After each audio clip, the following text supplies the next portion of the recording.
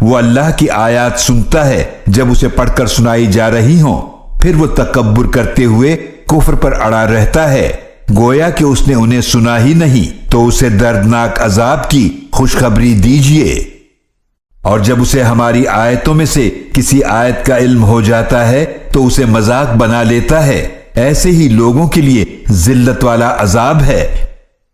ان کے آگے جہنم ہے، اور جو کچھ انہوں نے کمایا ہے ان کے کچھ کام نہ آئے گا، اور نہ وہ جن کو انہوں نے اللہ کے سوا مددگار بنا رکھا ہے، اور ان کے لیے بڑا عذاب ہے۔ یہ قرآن ہدایت ہے، اور جن لوگوں نے اپنے رب کی آیات کا انکار کیا ان کے لیے سخت دردناک عذاب ہے۔ اللہ وہ ہے جس نے سمندر کو تمہارے کام میں لگا دیا تاکہ اس کے حکم سے اس میں کشتیاں چلیں، اور تاکہ تم اس کا فضل تلاش کرو، اور تاکہ تم شکر ادا کرو۔